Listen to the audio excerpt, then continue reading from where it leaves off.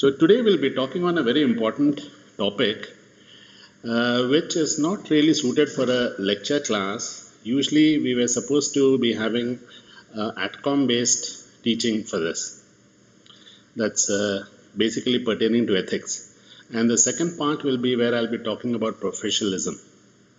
Now, why this topic is important for us, practicing surgeons and for students, is because ethics is something that we need to practice in our day-to-day life.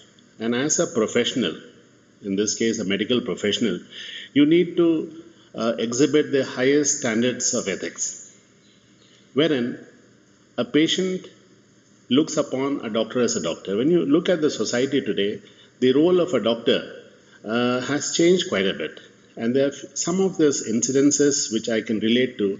Number one is the passage of the COPRA Act. In the COPRA Act, what has happened is the medical profession has come under the purview of what we call as legalities, like anything you do can be challenged in court. So now what has happened because of that is the litigation against doctors have increased exponentially. And because of this, what happens is, especially in the private practice, a lot of the doctors are spending a lot of time outside their practice, going to the courts and trying to fight the cases. The thing is, the question that begs to be answered is it the patients to be blamed or is it the medical system that is to be blamed? I would say that the answer lies somewhere in between. To a large extent, we are unethical in our practice. We do things that we should not be doing. Especially in the private, the orientation is more towards making a business or a money-making exercise out of whatever, this noble profession has taught you. So patient concerns have actually taken the back seat. We always look upon as patient as an opportunity to make more and more money. And in our effort to compete with other similar people who are trying to make more money out of patients, we are actually erring somewhere. And the whole idea today is, when I talk to you about ethics, you will actually know what is expected out of a doctor. And in the next class, when I talk about professionalism, we'll be taking into account all that I am teaching you in this class and what it takes to make a thorough professional. And a thorough professional, when he is practicing, we say that he is very professional in his ways, means, manners, and outlook. So let's begin.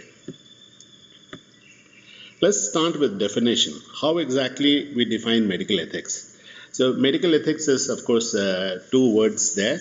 One is the medical part and the other one is ethics. So ethics basically, which is applied to the medical field where we are practicing, is what we call as medical ethics. So it's a system of moral principles that applies or which apply values to the practice of clinical medicine and also in scientific research. Our focus is more on clinical medicine. When I say medicine, it encompasses all the branches of medicine, including surgery. And the same principles also apply to the scientific research that goes on in the field of medicine. So there are no set rules, but they are, more importantly, moral principles. These are moral principles.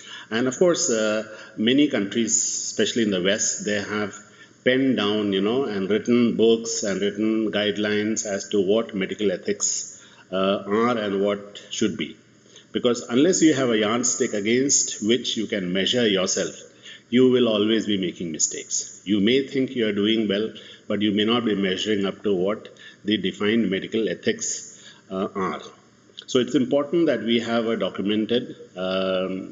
we have some sort of a document against which we can measure our own ethical principles that we follow in daily life.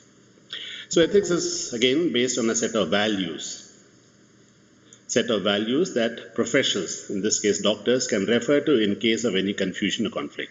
Therefore, it is important for us to be able to refer to a set of values. Those set of values have to be actually written down, like guidelines. Then only we can know whether we are up to it or we are falling short of it. Now, if I say what exactly is the scenario today and why we need ethics? I think this slide answers it. The challenge for surgeons today is professional education has very little or no training in medical ethics and also in bioethics. Bioethics is again, especially when we do research, that part is basically called as bioethics. So basically, our system education does not really train us in the area of ethics and bioethics, which are so very important. And when we err in these areas, that is most of the times that patients end up litigating against doctors. Therefore, this is very important. We do realize it, but the problem is our education system does not teach ethics and bioethics. Not only a surgeon, a medical practitioner, without having a knowledge or basis of what exactly are the ethics or bioethics he needs to follow, he is expected to navigate through these choppy and treacherous waters. That is the problem today. And hopefully at the end of this session and perhaps the next class, you will have a fair idea of what is expected by the society out of this noble profession in which you are. If you go back to the history, in the 5th century, we came up with, the Greek came up with the Hippocratic Oath. And this Hippocratic Oath was something that was followed throughout the Greek countries meaning the areas where the Greek ruled. So Greek civilization has been one very important civilization, and true to the important and the great civilization that it has been, they came up with this Hippocratic Oath, which gave defined certain principles based on which the doctor could perform his or her work in the society. Similarly, Theodoric the Great was actually it's very difficult to tell you, but do you read Asterix comics? If you read Asterix comics, you will know who the Gauls are. Gauls were the people who resided in what is today modern day France. Okay, so the most of the Gaul, that is the today's France, was conquered by the Romans, but there's a small area where Asterix and Obelix lived. That area was not conquered, so this story goes. Similarly, there were some other tribes which were called barbarians, of which you had what are called as Goths and Ostrogoths. So Theodoric the Great was actually an Ostrogoth or a barbarian. And these barbarians, they ruled what is today the modern day Germany area. And that area was also under another great civilization of those days. Apart from the Greek civilization, we also had the Romans who ruled a large part of Europe, Central Asia, and parts of Asia.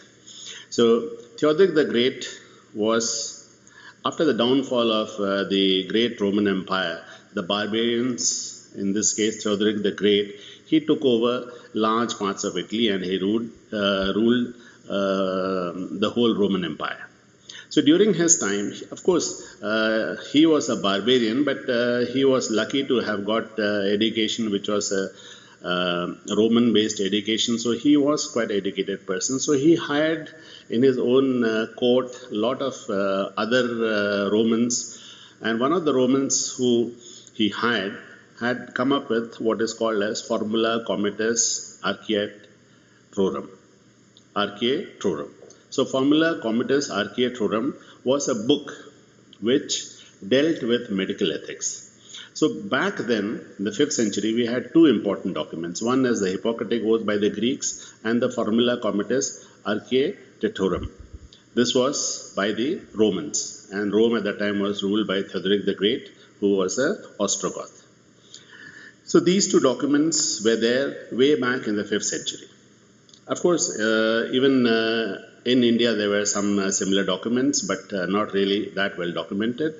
In the Middle East also you had Avicenna who had come up with these kind of medical ethics. But one of the other important work that happened in this area of medical ethics was in the 19th century when a person called Thomas Percival, who was an obs and gynae person, who in 1803 wrote a book called medical ethics, and he defined what exactly medical ethics is and what is medical jurisprudence. And after the World War II, there was something called as the Nuremberg Code.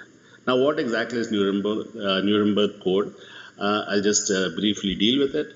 Nuremberg is a place in Germany, and after the World War II, when the Allies won over the Axis, they came to some sort of an understanding. A treaty was signed, and a lot of penalties were put on the German nation. One of the things that was noted during one of the observations that was made is during the World War II, the Nazis had actually indulged in a lot of unethical practice.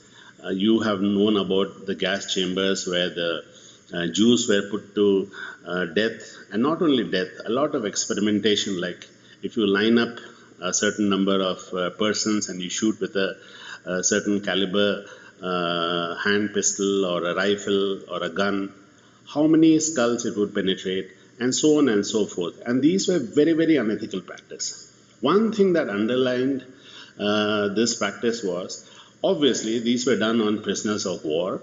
So there was no consent taken from anybody that, look here, I want to do this study and these are the problems in the study and I'll be subjecting you to this. Are you willing to? No. Obviously, no consent was taken. So the concept of voluntary consent of the human subject, that is something that is absolutely essential. This is what came out in the Nuremberg Code. So when they met in Nuremberg, the various leaders of the nations who took part in the war, they came up with this. And it said very crisply that the voluntary consent of any human subject is absolutely essential to become part of any study. And today in research, this thing has become very, very important. If you want to conduct ethical research, unless you have a consent from a patient, technically your study will be rejected and will not be published by any of the journals, not only in India but also worldwide, obviously. After the Nuremberg Code in the 70s, there are a lot of things that happened. IRB stands for Institutional Review Board. Every institute, medical institute or any research institute, they had to set up what is called as the Institutional Review Board.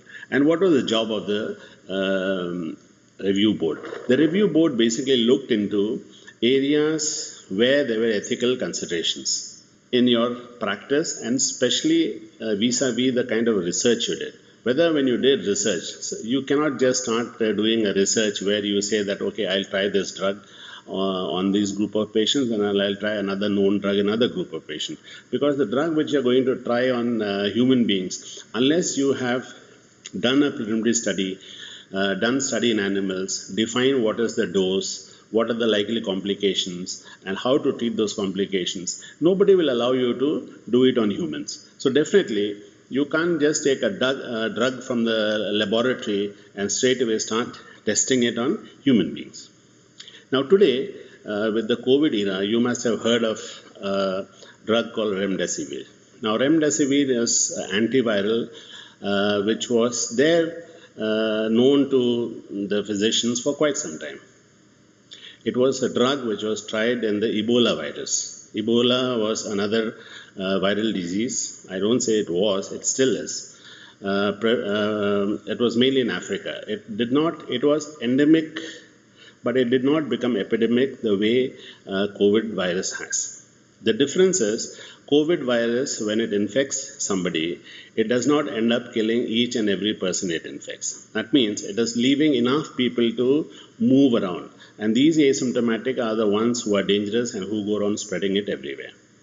So the danger with COVID is, I may be positive, one of you may be positive, but because we are asymptomatic, unless we are tested, we do not know that we are carriers. Now in Ebola, what happened is, Ebola was a much deadly disease. Most of the patients who got infected with the Ebola virus actually ended up dying. And because they ended up dying, they really did not move around here and there, and you didn't have the concept of asymptomatic Ebola patients. Therefore, the spread did not happen much. But during the Ebola epidemic, there was a drug, that is remdesivir, which was tried as an antiviral. Now, This drug did not really pass the test, and after the initial trial, it was kind of discontinued in the use for Ebola virus. And the same drug which has been now, the company which makes it is a company called Roche, and they have introduced this drug in the market as a sort of an antiviral agent against COVID. Now, you may ask, when this drug had failed in the Ebola treatment, why was it used here? The reason was, presently, Institution Review Board, we have finished. Okay, so this drug which was used against Ebola was now introduced as a drug which could act against COVID. So the question is, why was this drug allowed? The reason why this drug was allowed is, as far as the COVID-19 virus is concerned, we do not have any antiviral agent acting against this. That means we don't have a drug that acts against the virus. We don't even have a vaccine that can take care of this virus. So basically, we had no treatment available to us. While we were groping in the dark, the pharmaceuticals said that, okay, I have this drug which is acting against the antiviral agent. It has been tried in Ebola with certain degree of success. We have carried out some tests in the lab and we think that it will work. So they got an approval from the FDA. Okay, Federal Drug Authority, this is a Food and Drug Administration in the USA. So FDA is one of the top sort of a watchdog or a regulatory authority in the USA for drugs and anything to do with medical research and practice. So they approved this drug under the category of emergency approval. Okay, otherwise, unless a drug is properly tested, goes through various clinical trials, phase 1, phase 2, phase 3, and post-market surveillance. Unless they go through these steps, usually drugs do not get approved. So sometimes one may look at the whole thing and say that is unethical, but then the problem here is we have to choose between introducing a drug about which we do not know too well whether it is going to work, but we know to a large extent, because of its use in Ebola, that the drug on its own is not so harmful to the patient. But there's a possibility that it will act against this virus. Under that premise, it was introduced. And now, the third phase trial has happened, and Roche has declared that remdesivir does not have any benefit as far as treatment of COVID is concerned, and WHO has very recently notified that this drug should be withdrawn from the market. And as you know from the newspaper reports and the TV reports, if you're watching, that this remdesivir vial, one vial of remdesivir, which ordinarily will cost around a few thousands in the market, was sold in the black for something like almost ₹1,00,000, and people have been running from pillar to post trying to get hold of this drug. Of course, at that time they didn't know that it doesn't really work. So basically, for a drowning man, we clutch even to any straw that comes our way. And that was the state. So it's a very sorry state of affairs, but that is how the medical field works. Sometimes ethics tends to take a back seat, but many a times we are forced to weigh our pros and cons and options vis-a-vis a drug really not known but does not really cause problem to the patient on its own. Maybe it will work, and under this hope we are allowing these drugs, and that is basically what is called as emergency approval. Then there is also a concept of ethics committee, which is considered as much more powerful and higher as compared to the institutional review board. So this ethics committee is again usually it's an institute based ethics committee. Like in NEIGRIHMS also we have our own ethics committee which approves most of this patient based studies that happen. And these are again the custodians of ethics, both in the field of research and practice. Like I just told you, look at what is written here. Make sure everything is done ethically, within reason, of course. So while we try to be ethical, there are many times, like what I just discussed with you, was about the approval that was done for the remdesivir use. That was not really very, very ethical, because nobody knew whether it really will work or not, because that phase of research was not actually done. But then the hope that yes, it might work, and anyway the drug does not have life-threatening side effects, we might as well use it. So this is what we mean within reason, of course. Now let's come to the scenario in India as far as ethics are concerned. The Medical Council of India, which is now known as the NMC, National Medical Council, here the MCI in 2003 came up with what is now known as the Code of Ethics Regulations.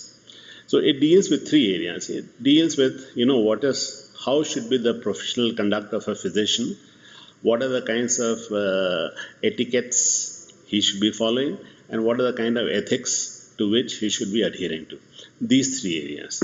So MCI curriculum, basically, after they introduced this in 2003, there was also a change in the MCI undergraduate curriculum, and they came up with the concept of what is known as IMG. IMG stands for Indian Medical Graduate. So they have defined, at the end of the MBBS course, the product that comes out, the medical graduate that comes out, what are the things he should be able to do or perform independently or under supervision.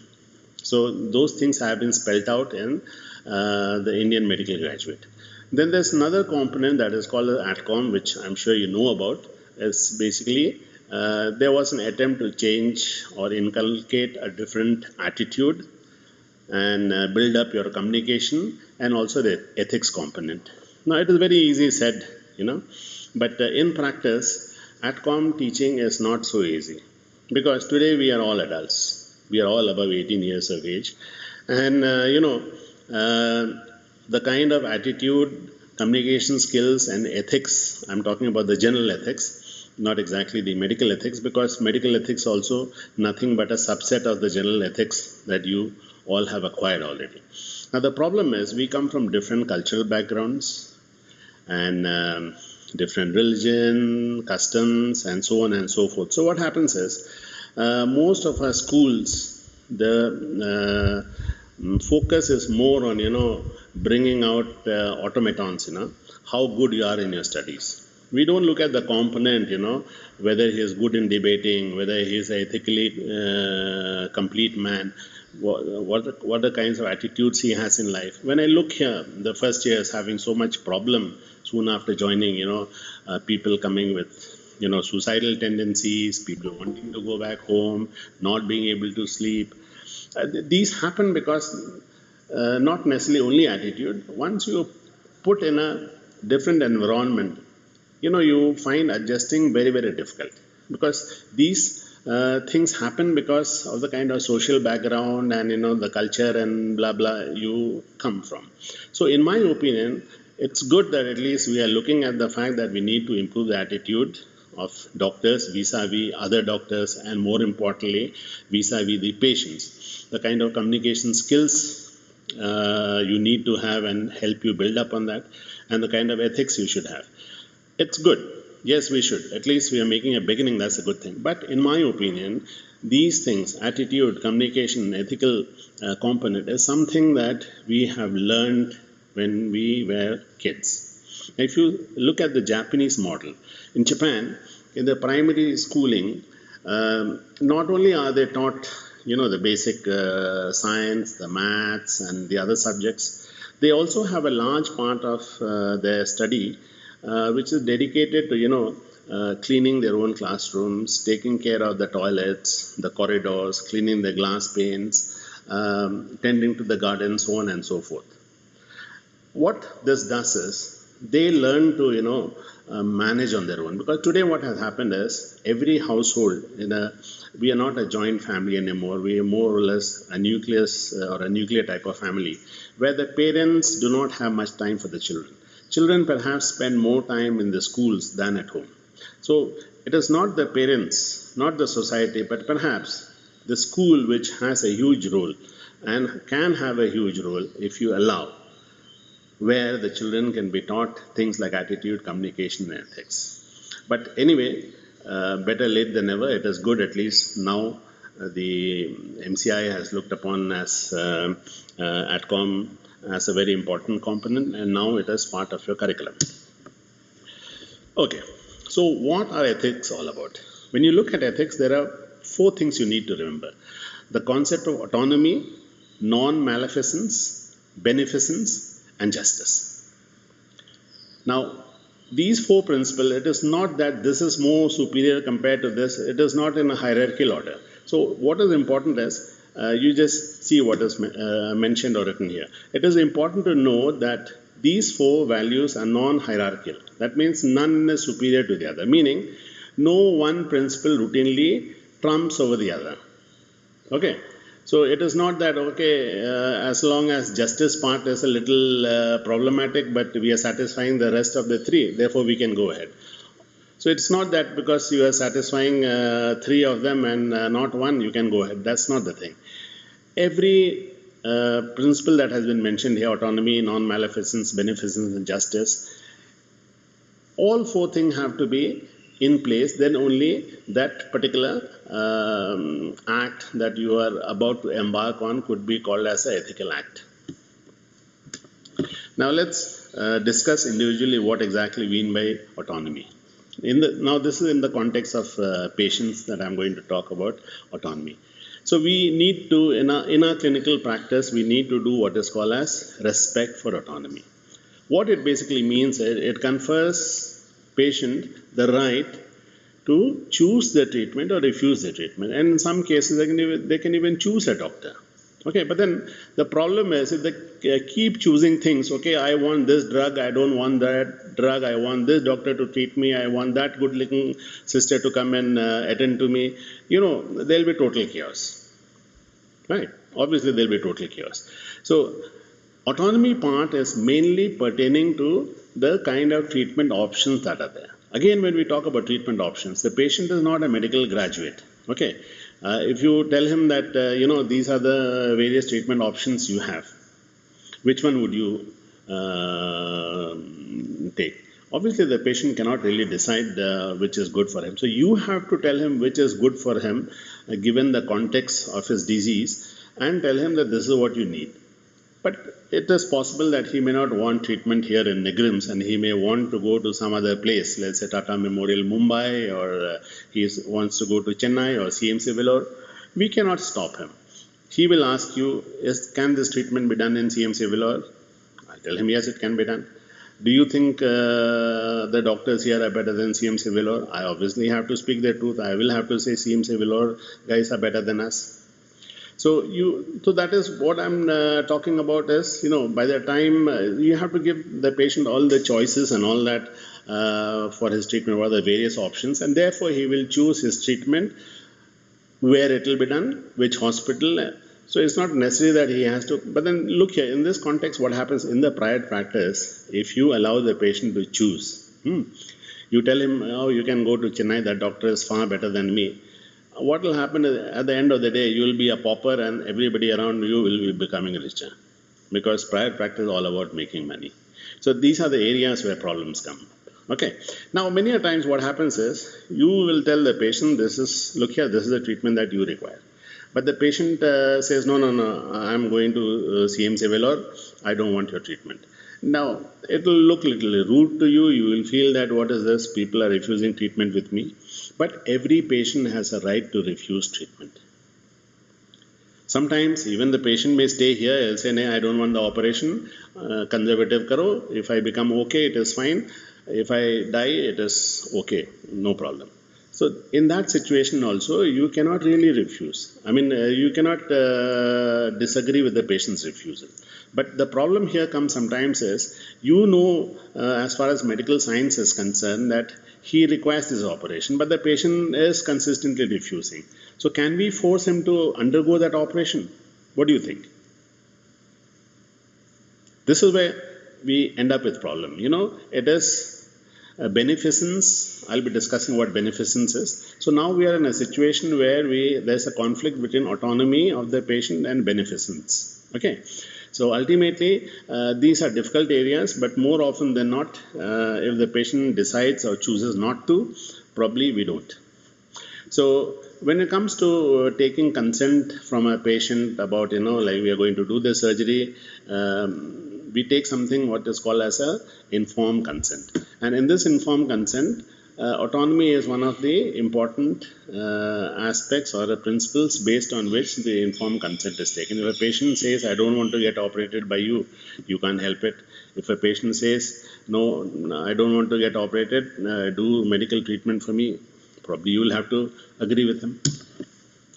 Now, this is beneficence. What is beneficence? Beneficence basically tells a practitioner that you should act in the best interest of the patient always. Don't do anything that is harmful to the patient. Do only those things which are good for the patient. So now, in the last example that I gave you, in the best interest of the patient, a patient who has come with a, let's say, a duodenal ulcer perforation, I know that surgery is the best treatment for him, and so says the world literature. But this patient says, I don't want surgery. So, doing a surgery is following the principle of beneficence. That means a practitioner, in this case, the practitioner is doing what is in the best interest of the patient. In the best interest of the patient, he needs to be operated. But the patient autonomy, that component, now what is happening is patient says, I don't want this operation. So there is always a conflict. So these are some of the difficult areas where we have a lot of difficulty, and sometimes juniors are not able to handle it, and it requires senior people to come in and convince the patient one way or the other. Okay. Now, usually what happens is the physician has what is called as a fiduciary role. Fiduciary meaning basically like we are custodians of the patient. So being custodians, we always try to do what is best in the interest of the patient. Okay, so we are doing in the best interest of the patient. But sometimes what also happens is we become a little dictator-like. We try to dictate to the patient. Like in this case, I'll give you an example.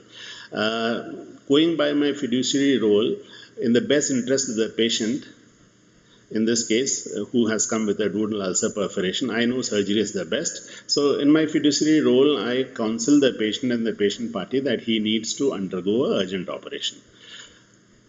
Okay. And the patient says, no, I don't want to. Or whether, of course, if he wants, there's no issue. But the problem comes when he says, I don't want to. So in that case, I may end up telling him, okay, if you don't want to get operated here, you don't have trust in us, you go to any other good hospital and get operated there. So I am doing my fiduciary role as a physician. Now, paternalistic attitude of a physician is something like me being a little dictatorial. What I'll tell the patient is, look here, you want to get operated, you get operated. Don't want to get operated, get lost. I am a busy man, I have a lot of other patients to see, I can't keep wasting my time on you. So that would be more like a paternalistic attitude. Or sometimes I coerce the patient, you better get it done, otherwise in the next half an hour you're going to be dead. So that is more like a paternalistic approach or a view.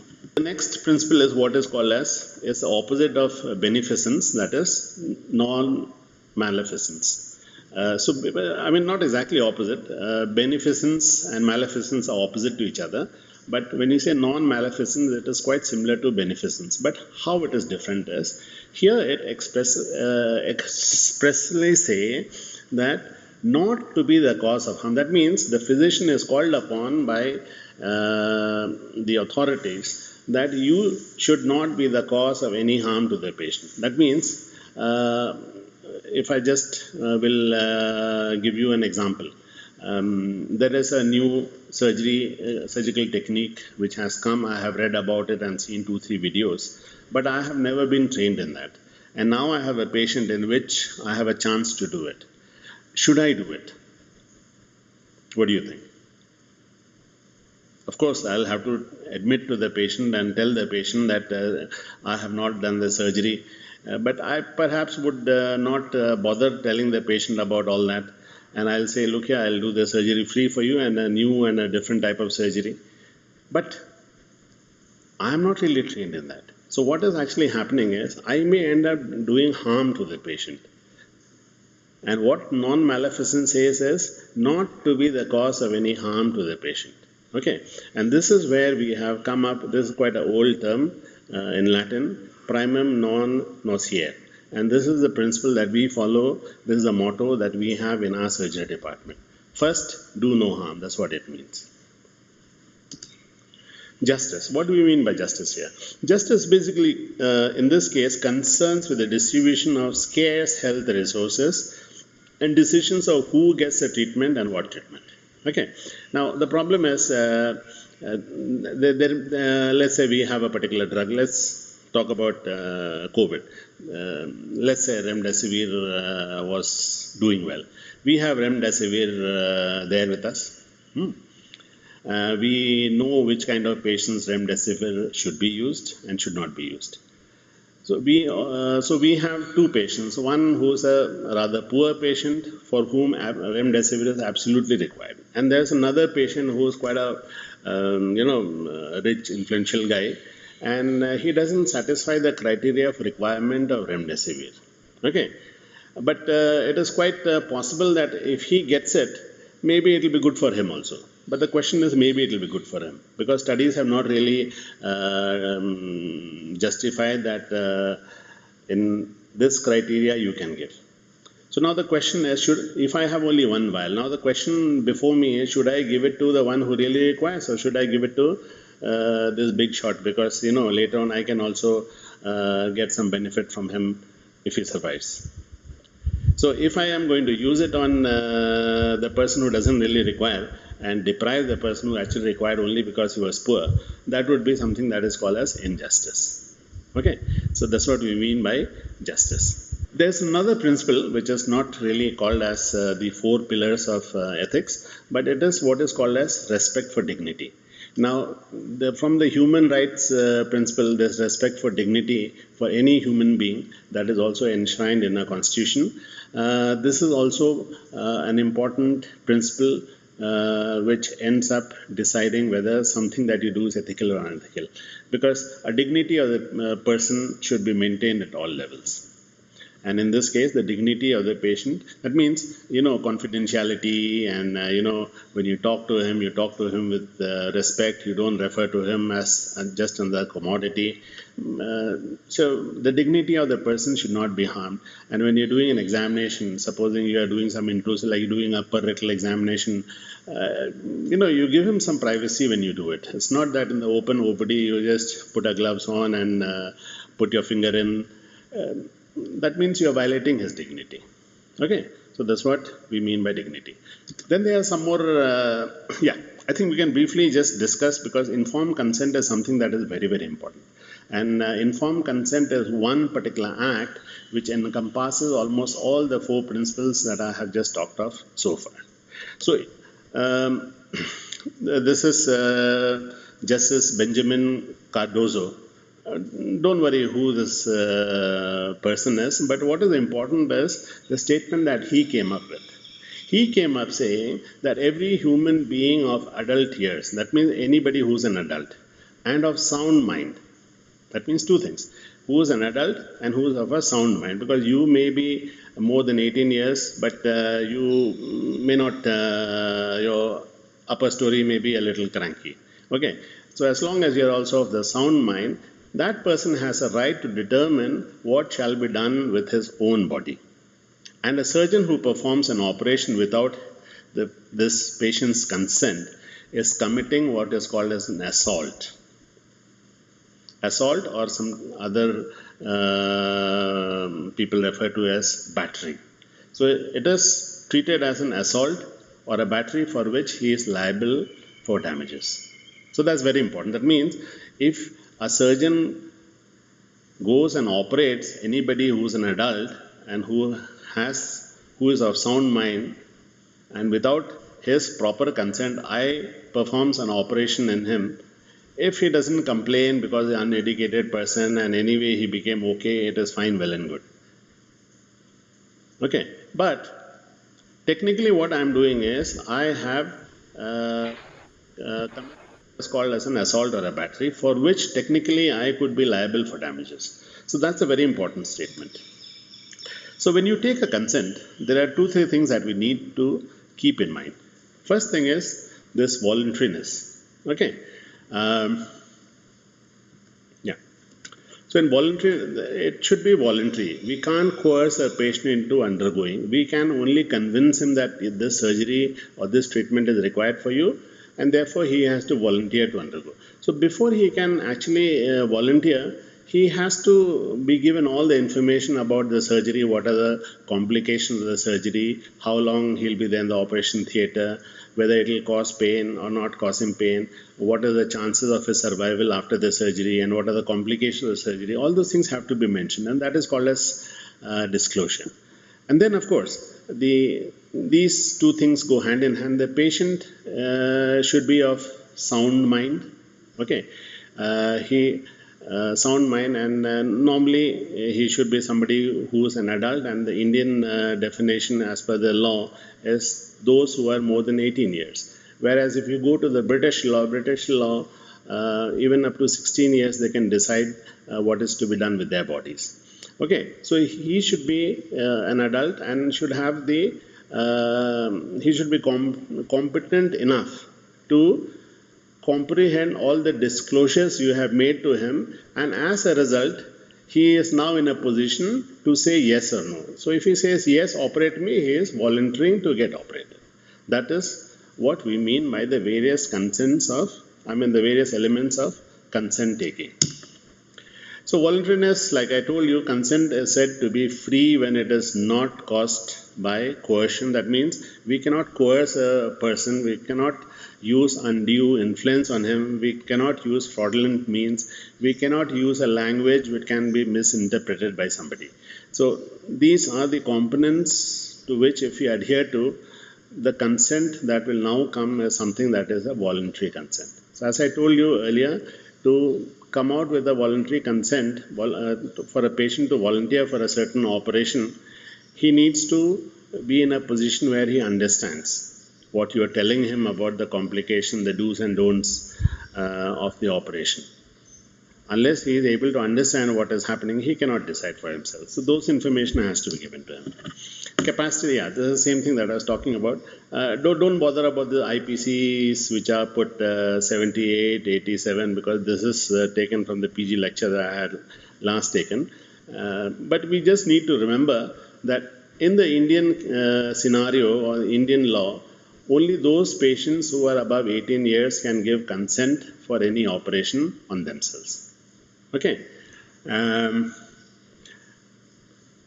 of course, other important thing is that he should be of a sound mind. That means, basically, if you look at this IPC, most of the Indian law is based on this consent. The consent given by a person less than 12 years, mentally ill person, or under fear or is invalid.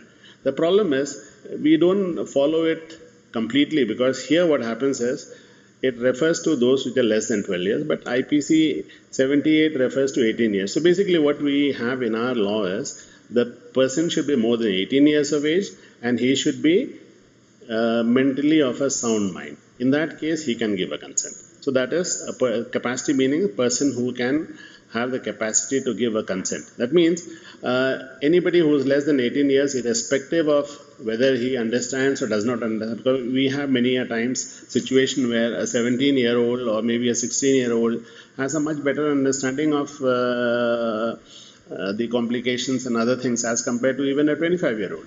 But then as per the law, because he is not 18, he cannot give consent. Okay. So these are the problems. So operationally, when you look at it, there are a lot of difficulties that we encounter in our day-to-day practice.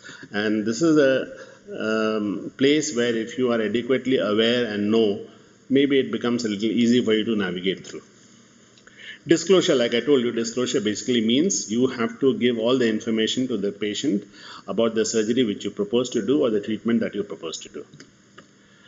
There is a very important concept also. Many a times there have been cases where a patient has a certain operation was not done for a patient because the patient refused to get operated.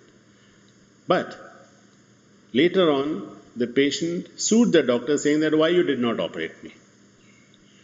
The surgeon said, no, I had asked you, you said don't operate me. So I did not operate you. But when you go to the court of law, what happens is, unless you document all these, you have a problem. Okay, so let's see. The patient can refuse, that is his autonomy. to submit to treatment or an operation that is offered by a surgeon. That is going by the principle of autonomy. The patient has a right to refuse. But the thing is, document the informed refusal for treatment. That means when the patient refuses treatment, that is called as informed refusal. You have explained everything to the patient about the surgery. He is willing to get operated, then it is an informed consent for surgery. If he refuses to get operated, that becomes an informed refusal for surgery. So either way, both the refusal as well as the consent for getting operated, both need to be documented and written in the case file. And if at all tomorrow you are in a problem, this small piece of document that you have made where the patient is refused, that will be helpful to you. Proxy consent, obviously, anybody, it's not that for a person who's in a position to give consent, somebody else cannot decide for him. Of course, when it is a minor, when we're dealing with somebody who's less than 18, supposing you have a child who's 15 years of age, okay, who will give consent for this child? Because he cannot give, because as per the definition, he is less than 18 years of age. So in this case, you have the parent or the legal guardian who will come and give the consent for the child. Okay, but you have a different situation. Let's say you have a 18-year-old, you have a 20-year-old lady who's on the operating table. She was having bleeding while you're doing, let's say, a cesarean section. Then the surgeon, mind you, the initial consent which was taken from the patient was for a cesarean section. Now the patient was put on the table while they were doing the cesarean section. What happened is there was some bleeding. And there's a lot of bleeding which they are unable to control. So now on table they have decided, I think we will need to do a hysterectomy in this patient. That is the only way we can stop the bleeding. So what they do is they come out and talk to the patient's mother and the father, saying that, look here, the surgery was going on well, but there is one area where there is severe bleeding happening. So in this case, unless we take out the uterus, we don't think the bleeding is going to stop. Now, when you tell the patient, in this case the mother and father, that your child will die unless we do this, obviously in the interest of the patient's safety, they'll say, okay, fine, doctor, you go ahead. So what happens is they have gone ahead and done the hysterectomy. Now what happens is the patient, of course the patient, the bleeding stopped just as the doctor had said, and the patient was awake, and finally the patient is discharged. During discharge, the patient comes to know that the cesarean section went horribly wrong, and in her case, her uterus has been removed. Now the problem is, this lady was thinking, okay, after having one child, I will have another 2 children. Now she cannot do that. So this case, that is the Samira Kohli versus Prabha Manchandana, was pertaining to what I am talking about. So the doctors were sued by this lady, and the court admitted that the doctors had committed a mistake by not taking consent from the patient, who ultimately ended up using her uterus. The argument here was that, look here, we did it only to save the life of the patient. So this is a kind of a dilemma that we are in. On one hand, we are trying to, do good to the patient. On the other hand, patient's autonomy is violated. And the court, ultimately, the judgment was in favor of the patient, and the doctors were made to pay a huge, huge penalty. A few words about euthanasia. Presently in India, basically until some time back, euthanasia in any form was not legal in India. There are 2 types of euthanasia. One is called as active euthanasia, another one is passive euthanasia. Active euthanasia is where, you give a certain drug to kind of kill the patient, if I may put it. Whereas passive euthanasia is, you do not institute a certain treatment so that the patient succumbs to the condition. So passive euthanasia is something that is now legal in India. In 2018, it has become legal. Okay. Now, when we talk about euthanasia, there is one thing in our medical field we all need to know, is the story of Aruna Shanbag. Now, who is this? Aruna Shanbag was a nurse who worked in Mumbai in one of the municipal hospitals. There, she was raped and strangulated by a ward boy way back in 1973. Ultimately, in May 18th, 2015, she, at the age of 66, she succumbed to pneumonia. She lived almost as long as almost 40 years or 35 years, I think around almost 40 years, she was in ventilator. She was totally a vegetable because what had happened was in the act of strangulation, she suffered what is called as cerebral anoxia. So she had extensive brain damage and she was a veritable vegetable. Okay, so although her heartbeat was there, her respiration was there, she was like a vegetable. She could not do anything on her own. So there was this human rights person, lawyer, Pinky Virani. She has petitioned the Supreme Court for euthanasia for this particular case, but Supreme Court had refused, and ultimately, no form of euthanasia, active or passive, was done on her, and she ultimately died in 2015. Like I told you, in 2018, the Supreme Court passed a law which made passive euthanasia as something that is legal now. So that's historical judgment which has been made. Active euthanasia in this country is not permitted. There are certain countries in the world where these things are happening. And in the United States, you have this group which is known as the Hemlock Society, which is for active euthanasia. And in United Kingdom, there is a group which is called as Dignity in Dying Campaign. Okay, so they are the one Dignity in Dying campaign they are leading here, and they are fighting for making active euthanasia also legal. It's a very difficult area. The question is, doctors be given right to end patient's life if the condition is not curable. In those areas where active euthanasia is followed, the argument is doctors are to be given the right to end the patient's life if the condition is not curable. Patient is unconscious or since the patient's consent has to be taken, at some point in time, patient has to be conscious and patient has to understand the consequences of what he or she is asking. So he is suffering from a condition which is not curable, and patient knows about it, and he understands the consequences of euthanasia. Okay,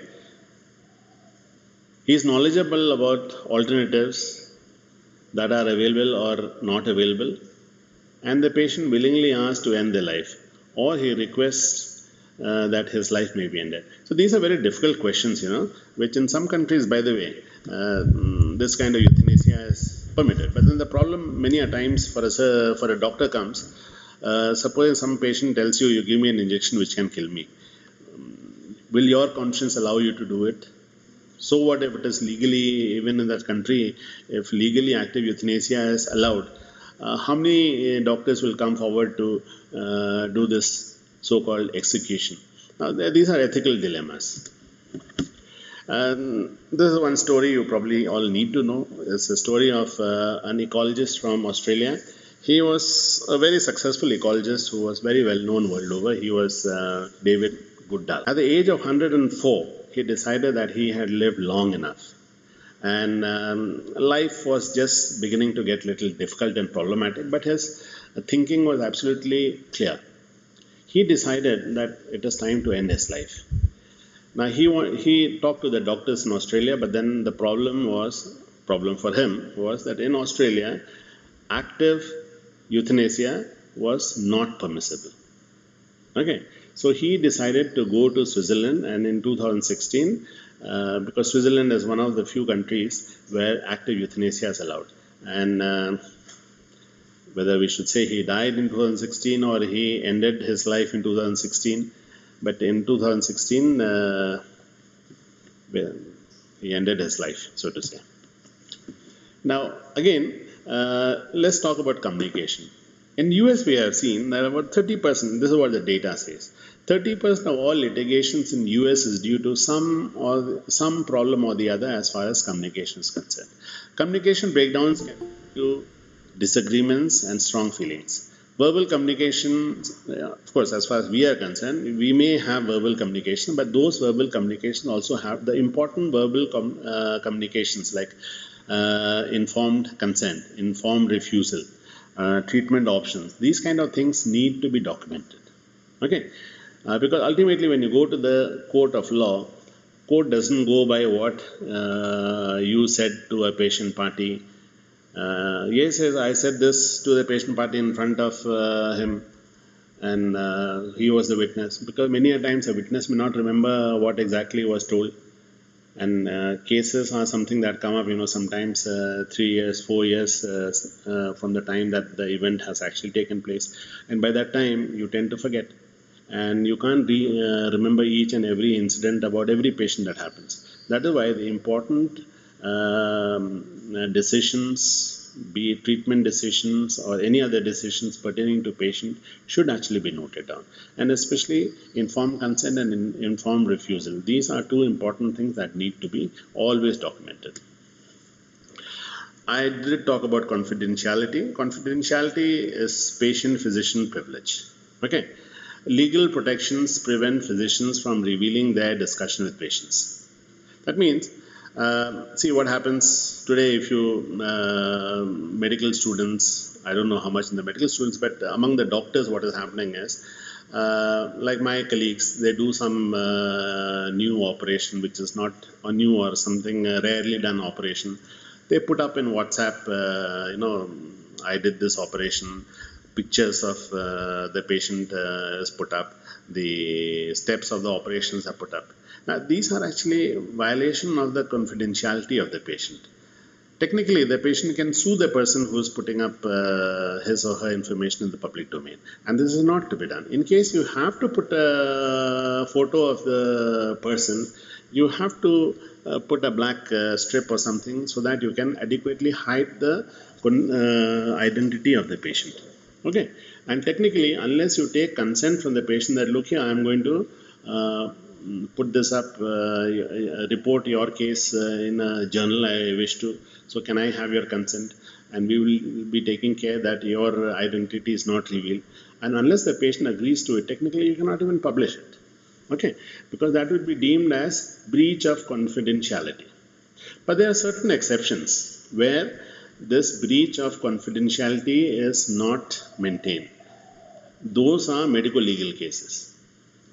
Notifiable. What do you mean by notifiable diseases? Like now the COVID-19. After the enactment of the Epidemic Act, COVID-19 itself is a notifiable disease. That means you cannot, somebody is having COVID-19, he cannot hide it and say that I don't have COVID-19. If you have COVID-19 and you don't declare that you actually have COVID-19, you are liable for persecution and punishment.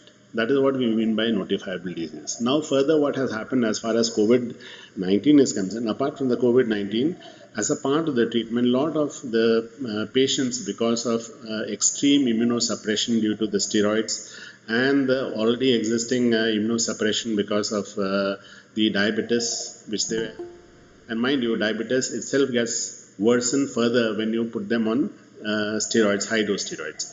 So this leads to what is called as a opportunistic infection, that is mucormycosis. So now mucormycosis also has been made as a notifiable disease. Okay, that means you cannot hide the fact that you have it. Mind you, HIV is not a notifiable disease. If somebody has HIV, I can't go around telling other people around that, look here, be careful of that patient because he is HIV positive. Whereas if somebody is COVID positive, I have all the right to tell other colleagues who work with me that he is COVID positive because it is a notifiable disease. Doctors who receive income from referring patients for medical tests have been shown to refer more patients for medical tests. In the private practices, if you refer a patient to a certain lab, the cost of the test was, let's say, 100 rupees, the lab takes 70 rupees, and 30 rupees is given to you as cuts. Now, many doctors are surviving because of this, what is called as a dichotomy, sharing of the fees. Fees is not paid to you directly, it's paid to the lab, and the lab gives you. Because that way what happens is more and more people refer their patients to these labs, and therefore they have a huge clientele. And even if they are shelling out 30% of their earning to you, they are still earning a huge amount. This is called as dichotomy or referral or fees splitting. This is considered as totally unethical, and even in India today, after 2003, the MCI Medical Code of Ethics has said that these kind of act are actually unethical, and basically, if you are technically reported, so basically what happens is, in case you resort to doing these, technically your license can be terminated. But the problem is our MCI is such a toothless body that many of these go almost always unreported. I think the next class teacher is here, so I'll end my class here.